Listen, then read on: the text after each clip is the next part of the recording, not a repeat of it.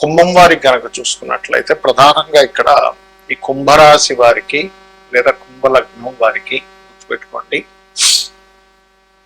ఈ కుంభం వారికి మీరు గనక ఉదాహరణకి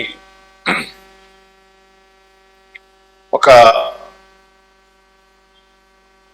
అంటే మీకు ఫైనాన్షియల్ గా ధనయోగాన్ని ఇచ్చేటువంటి గ్రహం గురువు అవుతాడు. కాబట్టి టీచింగ్, ట్రైనింగ్, గురు బుధులు కనుక బాగుంటే షేర్ మార్కెట్ ద్వారా కూడా ధనయోగం ఉంటుంది. అందులో ఎటువంటి సందేహం లేదు, సంకోచం లేదు. అయితే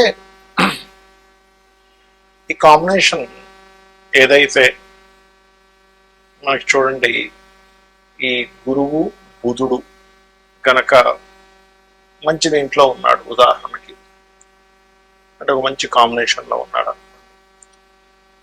అప్పుడు వీళ్ళకి సంతానం కలిగినప్పటి నుంచి లేదా షేర్ మార్కెట్లో రావాలంటే ఒక కాంబినేషన్ ఉంటుంది. గురుబుధుడు బాగుండి కుంభం వారికి ఒక్క నీచభంగ రాజయోగం అని విపరీత రాజయోగం అయిన. నీచభంగ రాజయోగం అంటే ఏమిటి?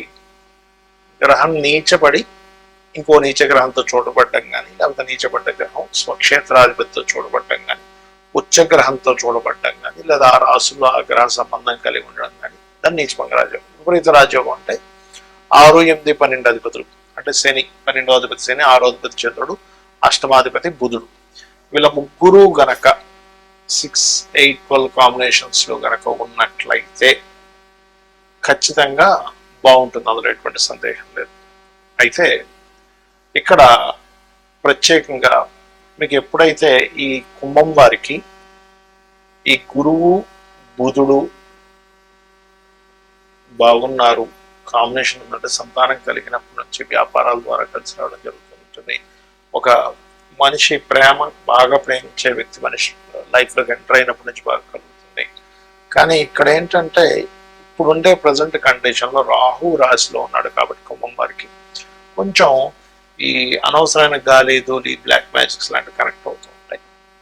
అలాగే సప్తమంలో కేతు ఉన్నాడు కాబట్టి ఈ సప్తమ కేతు ఏదైతే ఉందో ఇది ప్రత్యేకంగా ఏంటంటే మీకు ఇక్కడ వివాహ జీవితము, జీవిత భాగస్వామి ఈ యొక్క విషయాలలో కొద్దిగా మీకు ఎఫెక్ట్ అనేటువంటిది కలుగుతూ ఉంటుంది. సప్తమ స్థానంలో కేతు ఉన్నది. అదేవిధంగా మరొక్క విషయం ఏంటంటే ఇక్కడ గమనించినట్లయితే మీరు ఒకటే గుర్తుపెట్టుకోండి, ఈ సప్తమంలో కేతు ఉండడము లేదా ఈ సప్తమాధిపతి అంటే సప్తమంలో కేతువు ఇప్పుడు గోచారంలో ఉన్నాడు కాబట్టి నవంబర్ వరకు జాగ్రత్తగా ఉండాలి. సప్తమాధిపతి రవి గనక గురువుతో సంబంధం కలిగి ఉన్నాడు, మంచి కాంబినేషన్స్ లో ఉన్నాడు, వివాహం తర్వాత నుంచి వీళ్ళకి లాభం స్టార్ట్ అవుతుంది. అలా కాదండి అత్తయ్య మామయ్య గారు ఇట్లా నాకు మంచి సపోర్ట్ చేస్తారు అన్నప్పుడు గురుకుజుల సంబంధం ఉండాలి. గురువు కుజు కుంభం వారికి అది కూడా శుభగ్రహ సంబంధంలో. ఒకటే గుర్తుపెట్టుకోండి, మీకు ఏదైనా ఒక గ్రహం ఒక మంచి ఫలితం ఇస్తుంది, ఈజీగా ఇచ్చేస్తుంది డబ్బులు. అక్కడ ఎవరో పరిచయం ద్వారా ఇస్తుంది, లేకపోతే ఇంకో ద్వారా ఇస్తుంది అంటే అది పూర్వజన్మల్లో చేసుకున్న ఒక పుణ్యకర్మ అయి ఉంటుంది. వాళ్ళు మీకు రుణపడి ఉంటారు, అంతేగాని అంత ఈజీగా రాదు. మనం ₹1 ఈజీగా తీసేసుకున్నది మళ్ళీ చెల్లించుకోవాల్సిందే, అందులో ఎటువంటి సందేహం లేదు. శ్రీమాత్రే. కొంతమందికి ఎలా ఉంటుందంటే తల్లి ద్వారా వస్తుంది, తల్లి అన్ని చూసుకుంటుంది పాపం, వాళ్ళకి చిన్నప్పటి నుంచి అన్ని ఎవ్రీథింగ్ మదరే మెయిన్ బోన్ సపోర్ట్ గా ఉంటుంది. అలాంటప్పుడు ఏమిటంటే మీ లగ్నానికి 4వ అధిపతి ఎవరో చూసుకోవాలి. మీది ఏ లగ్నం అయినా, మేషం కావచ్చు, వృషభం కావచ్చు. ఇప్పుడు మేషం అనుకోండి, చంద్రుడు ధనాన్ని ఇచ్చే కారకుడితో ఉన్నాడా? ఇక్కడ ఏంటంటే చంద్రుడు కనుక శుక్రుడితో ఉన్నాడు, ధనయోగం ఫైనాన్షియల్ గా బాగా మదర్ ద్వారా వస్తుంది. అలా కాకుండా ఈ అత్తగారి ద్వారా అప్పుడు 10th లార్డ్ అంటే దశమాధిపతి, మీ లగ్నం నుంచి దశమాధిపతి ఎవరు తద్వారా వస్తుంది, గుర్తుపెట్టుకోండి. కొంతమంది చూడండి 3వ అధిపతితో కలిసి ఉంటాడు, అప్పుడు మామయ్య ద్వారా వస్తుంటాడు. అంటే ఏమిటంటే ఇక్కడ అదేదో వాళ్ళ ద్వారా రావాలని ఆశపడమని నేను చెప్పట్లేదు, మీరు వాళ్ళని పీడించుకొని తినండి నేను చెప్పట్లేదు. బాగా అర్థం చేసుకోండి. నా కాన్సెప్ట్ ఏంటంటే మీరు పూర్వజన్మల్లో వాళ్ళకి బాకీ ఉండడము, వాళ్ళు మీకు బాకీ ఉండడం. కొంతమంది చూడండి అత్తగారికి మొత్తం ఏం చూసుకుంటాడు, ఎవ్రీథింగ్, ₹1 కట్నం తీసుకోకుండా, అసలు కట్నం అనేది తీసుకోకూడదు, కాకపోతే తీసుకోకుండా ఆవిడ వాళ్ళన్నీ ఆవిడకి కావాల్సిన మెడిసిన్స్ కానివ్వండి ఆవిడ చూసుకోవడం అన్ని జరుగుతాయి. ఎందుకంటే 10th హౌస్కి అత్తగారి 10th హౌస్, 10th హౌస్కి రుణం పడి ఉన్నాడు జాతకుడు. కొంతమందికి భార్యని ఇంకా ఆవిడకి ఏం కావాలి అన్ని కొనిస్తూ ఉంటాడు. కొంతమంది ఇతను ఏ జాబు చేయకుండా ఇంట్లో ఉంటే భార్య మొత్తము కూడా సంపాదించి ఇతనికి ఏం కావాలన్నీ చూసుకుంటూ ఏమాత్రం కించపరచకుండా కూడా చూసుకుంటారు కొంతమంది.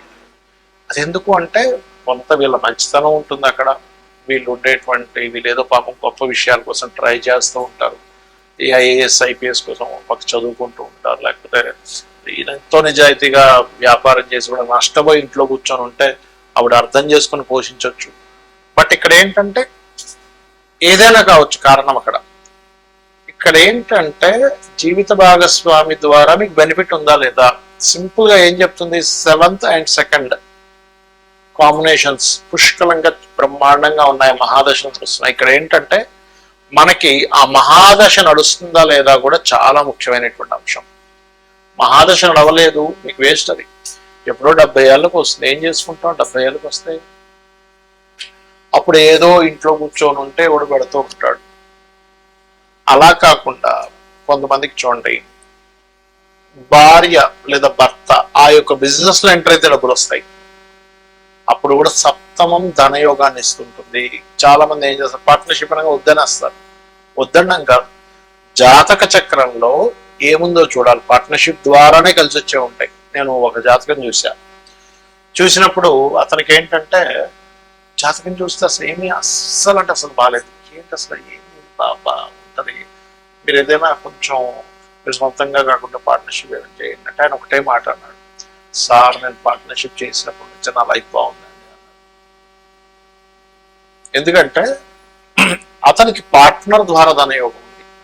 ఒక లారీతో ప్రారంభించాడు ఆయన, ఒక్క లారీతో ఇంట్లో ఉండే కొంచెం బంగారం తీసుకెళ్ళేదో లారీ కొన్నాడు. ఆయనతో పాటు ఇంకొక ఆయన కలిసి కొన్నాడు. 10 లారీలు అయిపోయి కూర్చున్న దగ్గర లక్షలు వచ్చిపోతుంది. అంటే ఏమిటి, అది పార్ట్నర్ ద్వారా ధనయోగం ఉంటే జీవిత భాగస్వామిని పార్ట్నర్ చేసుకోవచ్చు, బయట పార్ట్నర్స్ ద్వారా కూడా ధనయోగం వస్తుంది.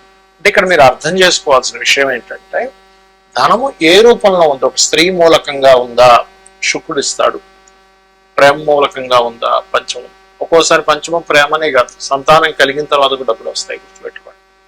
అంటే మీకు ఆ పర్సన్ పర్టికులర్ గా ఒక మనిషితో యోగం ఉన్నప్పుడు ఆ పర్టికులర్ జీవుడు అక్కడే జన్మిస్తాడు, గుర్తుపెట్టుకోండి.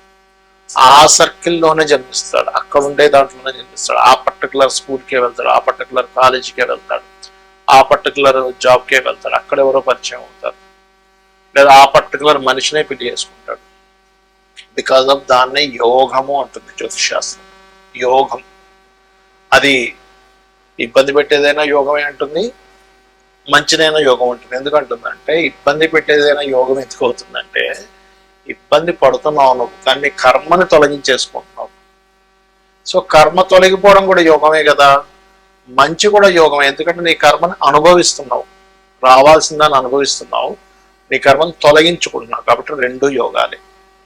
అయితే ఇక్కడ చాలా మందికి ఏమండి మాకు పార్ట్నర్స్ ద్వారా లేకపోతే ఎవరి ద్వారా రావాలనుకుంటున్నాం అనే ఒక చిన్న ఆశ ఉంటుంది. అప్పుడు ఏ గ్రహం ద్వారా అయితే పాడై మీరు ఇబ్బంది పడుతున్నారు ఆ గ్రహానికి దానం ఇచ్చుకోవాలి. అంటే ఉదాహరణకి రవి ద్వారా కంపోస్ట్ అయింది, గోధుమలు దానంగా ఇవ్వడం, సూర్య నమస్కారాలు చేసుకోవడం. చంద్రుడి ద్వారా అయింది, అయితే చంద్రుడి ద్వారా అయ్యి చంద్రుడు స్పాయిలే కనుక శుక్రుడితో ఉంటే మీకు చాలా అంటే చాలా మటుకు స్త్రీల మూలంగా నష్టపోవడం జరుగుతుందండి. రావడం పక్కకు పెట్టండి, ఎవరో పరిచయం అవడం మనం చూస్తూ ఉంటాం. ఫేస్బుక్స్లోని ట్విట్టర్స్లోని ఎవరో పరిచయం అయ్యారు, ఓ నేను ఇంక ఇండియాకి వచ్చేస్తున్నా అని చెప్పారు. ఇలా చూస్తే అదేదో మన ఫ్లైట్ ఎయిర్పోర్ట్లో బ్లాక్ అయిపోయింది, ఆ డబ్బులు కడితే కానీ అది రాదన్నారు. ఇలాంటివన్నీ మనం వింటూ ఉంటాం.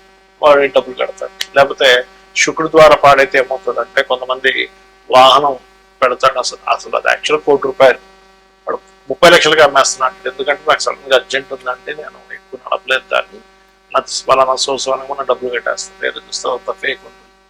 ఫేక్ ద్వారా డబ్బులు పోతున్నాయంటే చాలా క్లియర్గా మహాదశ గోచారం అంటే ధనస్థానాన్ని కేతు సంబంధం కలిగి ఉంటుంది.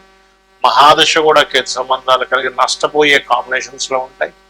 అలా రకరకాల మార్గాల్లో ఉంటాయి, గుర్తుపెట్టుకోండి.